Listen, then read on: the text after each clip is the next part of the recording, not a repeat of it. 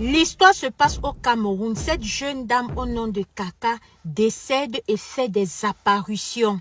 Après avoir révélé le secret de sa secte et les conditions qu'on lui a imposées. Écoutez très bien, s'il vous plaît. Écoutez très attentivement.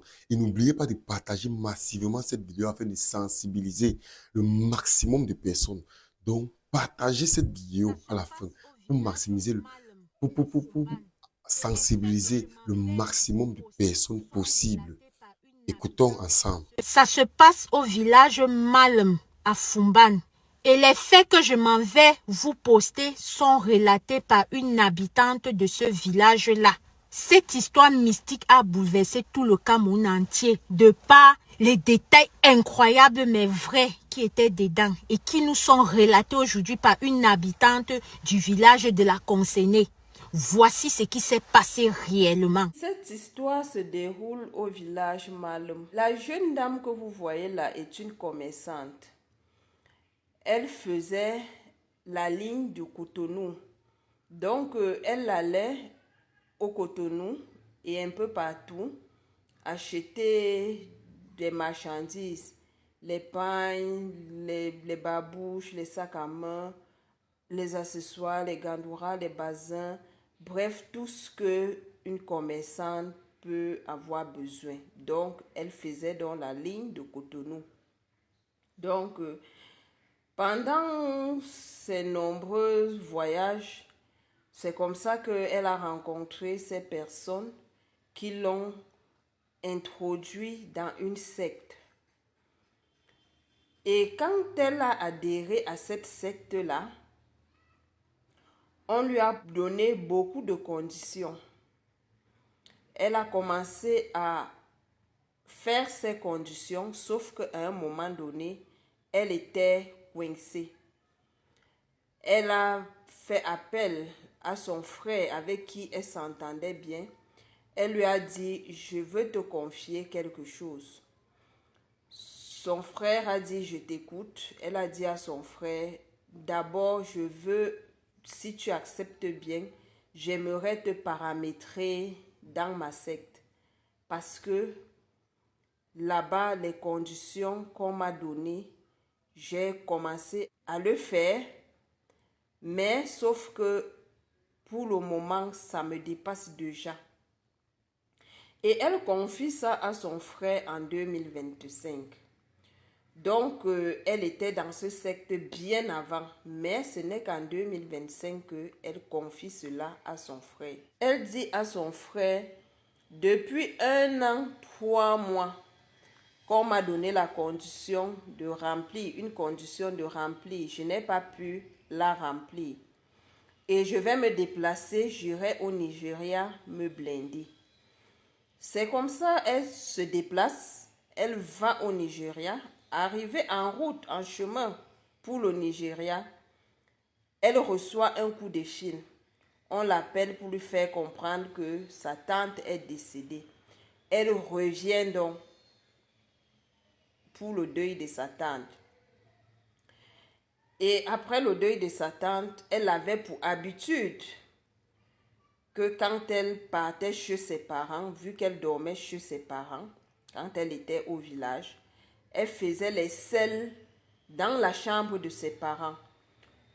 Tout le temps, quand elle se rendait au village, chez ses parents, elle dormait bien avec ses parents, mais sauf que le matin, elle faisait les selles dans la chambre, au sol, comme ça, aux yeux de tous. Mais personne n'osait l'affronter. Vu qu'elle avait les moyens, ni sa maman ne pouvait parler, ni son papa, ni ses frères et ses sœurs. Tout le monde voyait, regardait ça comme ça, ils étaient dépassés. Mais il y a un de ses frères avec qui elle s'entend bien. Elle a dit à son frère, ça fait partie de mes conditions. Et même quand je vais aux toilettes, quand je fais les selles, je prends une partie que je mange et l'autre partie, je me oigne avec. Je me oigne avec. Donc, et en plus de cela, je suce mon enfant. Son frère a d'abord cru que c'était une blague. Son frère s'est donc rapproché d'une de leurs tantes, Nanko Djija. C'est comme ça que son frère dit à sa tante, « Ce que ma soeur me confie là est lourd. Je ne comprends pas. Elle me dit ceci, elle me dit ceci, elle me dit ceci, elle me dit ceci, comme je viens de vous le dire là. » Sa tante, d'un premier temps, se disait que son frère, sûrement, il aurait bu et qu'il raconte des histoires. Parce qu'à voir sa nièce, elle ne ressemblerait pas à une personne qui pourrait être dans ce genre de choses, vu qu'elle travaille dur pour avoir ses moyens. Voilà un peu comment sa tante pensait d'elle. Et puis, au fur et à mesure que le temps passait, elle a commencé à mettre la pression sur son frère. Elle dit à son frère, je dois automatiquement te paramétrer dans ma secte. Parce que là-bas, vu qu'ils m'ont donné 1 an, 3 mois de remplir certaines conditions que je n'ai pas pu remplir, j'ai quand même commencé à le faire, mais ce n'est pas tout. Et je leur ai demandé dans ma secte qu'ils m'accordent encore 2 mois de plus pour que je puisse remplir le reste. Et que la secte aurait refusé, que la secte a refusé, oui, puisque je peux le confirmer, puisque son frère ne le dit pas au conditionnel, non. Il le dit et il affirme que c'est ça. Donc, que la secte a refusé de l'accorder ces 2 autres mois de plus pour lui permettre de remplir sa condition. Et que, à la lueur qu'elle voit les choses, elle le supplie qu'au moins, si elle amène son frère dans cette secte, ça pourra au moins se permettre qu'on puisse l'accorder ces 2 mois de vie de plus pour qu'elle puisse remplir cette condition-là. Son frère a pris peur. Son frère lui a dit, ce que tu me dis là me fait déjà peur. Et là, sache que j'ai déjà parlé de ça à une de nos tantes. Et s'il m'arrivait quelque chose, sache que je ne te laisserai pas. J'ai décidé de ne pas te suivre. Si c'est la blague, arrête. Et si c'est la réalité, tu continueras seul. Je ne serai pas avec toi. Elle s'est fâchée de son frère. Pourquoi est-ce que je viens te confier un truc aussi lourd? Toi, tu vas le dire à ma tante. Pourquoi tu le fais? Son frère lui a dit, je pense qu'il serait même aussi mieux que tu parles de cela à notre maman parce que faudrait pas que du jour au lendemain que quelque chose t'arrive et que elle va se sentir mal. Essaye de parler à maman, peut-être elle pourra nous aider. Elle dit à son frère que non, il se fait trop tard parce qu'elle est déjà noyée jusqu'au cou. Son frère lui demande comment ça, noyée jusqu'au cou. Elle dit que le temps presse pour elle et la seule option qui lui reste, c'est d'abord si elle peut amener son frère pour pouvoir le paramétrer. Question pour elle d'avoir encore 2 mois de plus de vie pour pouvoir remplir sa condition, chose que son frère a catégoriquement refusé. Et elle a dit à son frère que elle attend beaucoup d'argent, 850 millions, et que si son frère acceptait la rejoindre, elle lui remettrait 425 millions, et qu'elle est sur le point déjà d'acheter son terrain et construire une belle maison, et elle va aussi s'acheter une grosse voiture. Son frère lui a dit, moi j'aimerais d'abord voir que tu puisses réaliser tout cela avant de te suivre.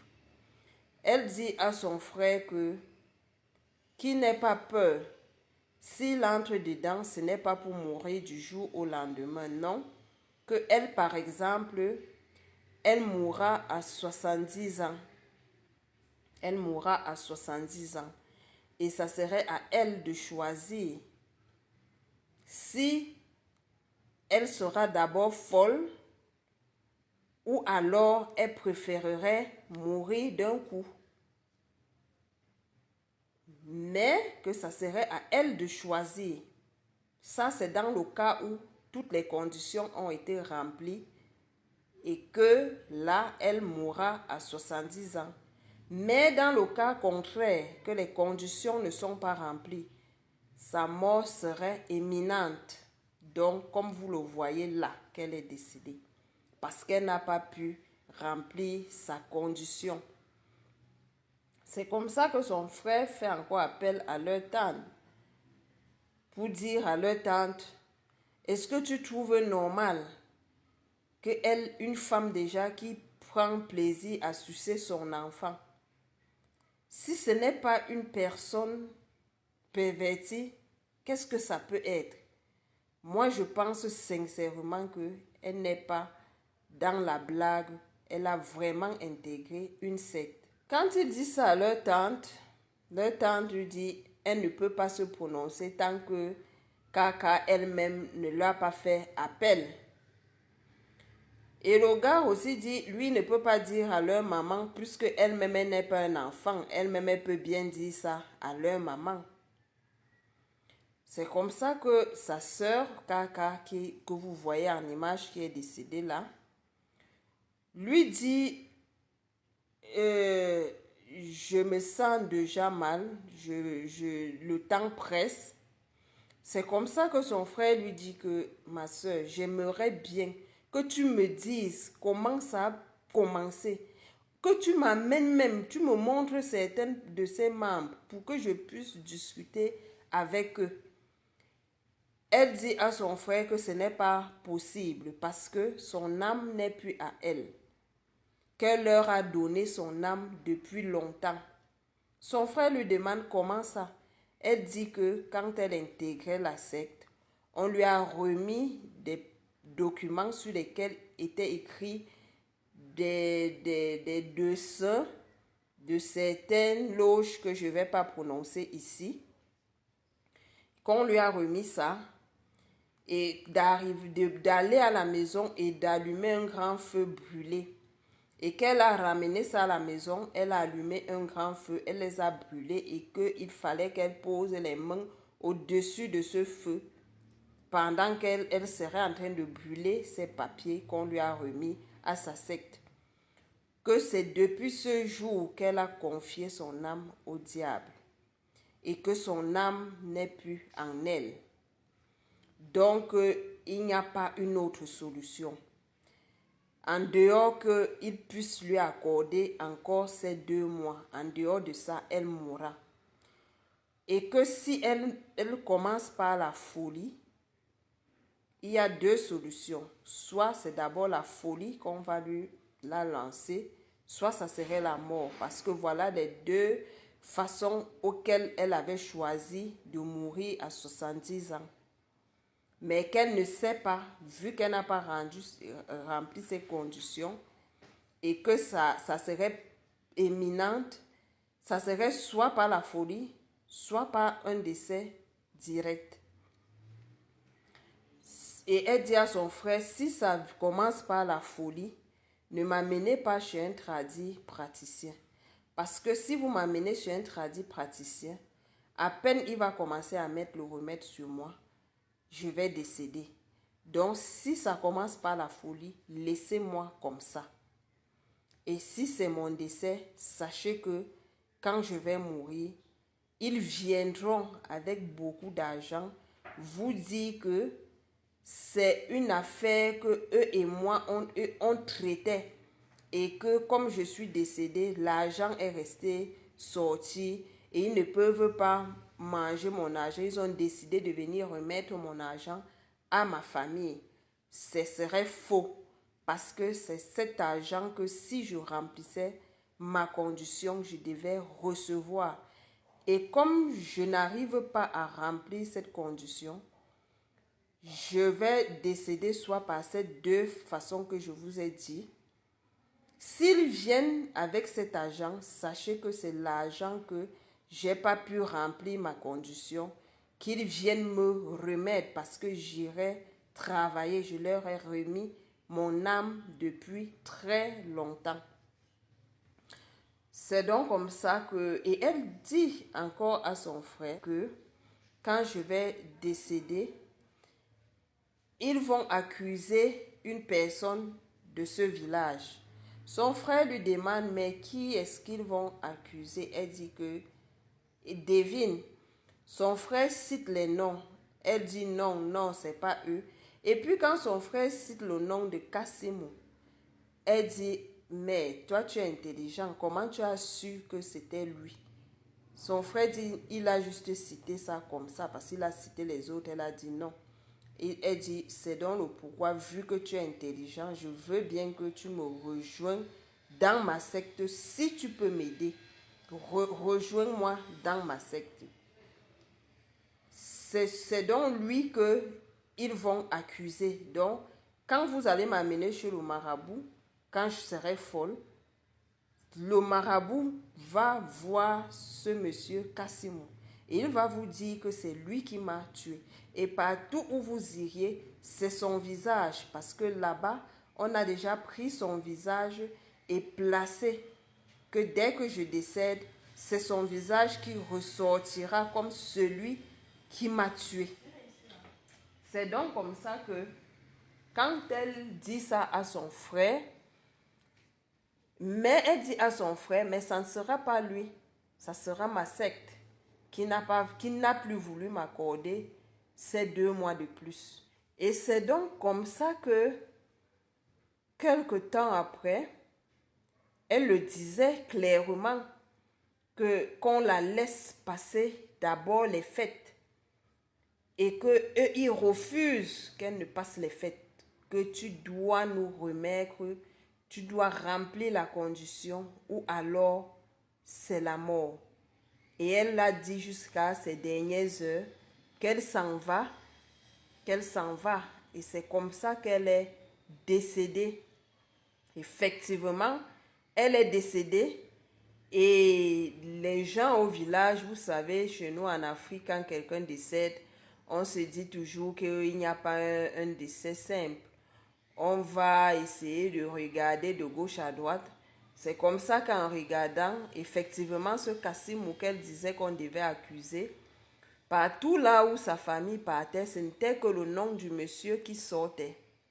Ce n'était que son nom qui ressortait partout. Et c'est comme ça que sa famille a voulu commencer à faire un peu de problème. Son frère, à qui elle s'était confiée, a dit, je vais vous donner un témoignage et je ne le dis pas seul. J'ai prévenu notre tante Adjija, je l'ai prévenue depuis que ma soeur a commencé, depuis 2025, que ma soeur a commencé à me confier ce genre de choses pour vous faire comprendre que ce que je serai en train de vous dire est une vérité. Et c'est comme ça que son frère a donc témoigné que voilà, ce n'est pas ce monsieur que vous accusez. Ma soeur même m'avait dit que quand elle va décéder, on va accuser ce monsieur. Mais que c'est sa secte qui l'a tué parce qu'elle n'a pas pu remplir cette condition. Son frère a témoigné ça partout et c'est comme ça qu'on a pu laisser le monsieur. Et quand elle est décédée, quelques jours après, elle a commencé à faire des apparitions. Elle a commencé à sortir. L'image que vous voyez là, c'est une image vraie d'elle. Ce n'est pas ce qu'on dit. C'est une image vraie d'elle. Elle a commencé à faire des apparitions. C'est comme ça que les gens du village ont décidé, partout là où ils allaient, on la rencontrait dès 18h. Les gens prenaient déjà peur, c'est chacun qui fermait sa porte au village Malem. C'est chacun qui fermait sa porte de peur de tomber sur elle. Parce qu'elle devenait déjà tellement visible. Oui, elle faisait déjà tellement, elle multipliait des apparitions. C'est comme ça que les gens du village ont donc décidé de faire certaines traditions. Quand elle est donc sortie comme ça, on l'a prise en photo. Et quand elle sortait comme ça, elle partait s'asseoir sous un arbre fruitier au village Malum là, près de chez eux. Elle s'asseyait sur cet arbre fruitier là, qui donne souvent des fruits noirs comme ça. Elle s'asseyait sur les racines de cet arbre. Et elle pleurait à chaudes larmes. Ce qui fait que dès 18h, ce secteur-là était désert. Plus personne ne voulait passer par là. Parce que après 18h, tous ceux qui sont passés par là l'ont vue, en train de pleurer à chaudes larmes. Tous ceux qui sont passés par là l'ont vue.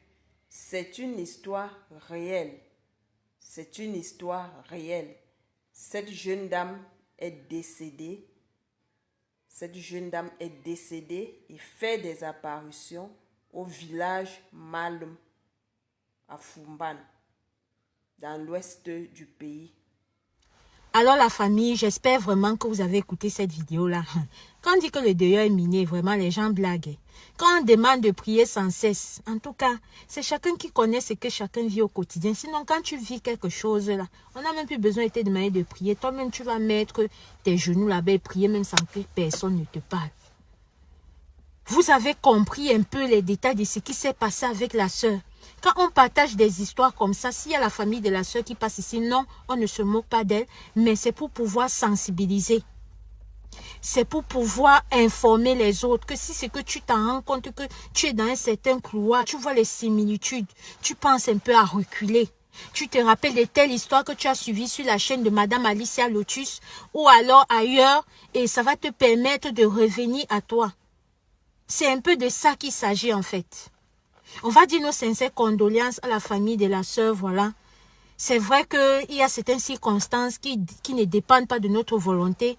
Mais quand ça arrive, on ne peut rien y faire. Parce que même si on fait quoi, ça ne peut pas ramener la personne. Ça ne peut pas permettre à la personne de faire marche arrière. Vraiment. Ah, Seigneur. En tout cas, si toi aussi tu as ton histoire vraie ou mystique à nous confier, n'hésite pas à entrer sur notre numéro qui s'affiche là, voilà. Ensemble, on va se mettre d'accord sur comment est-ce que je vais présenter ton histoire. Ici Alicia Lotus, on se dit à très bientôt pour une prochaine vidéo famille. N'oublions pas d'être prudent, de prier sans cesse parce que le dehors est miné.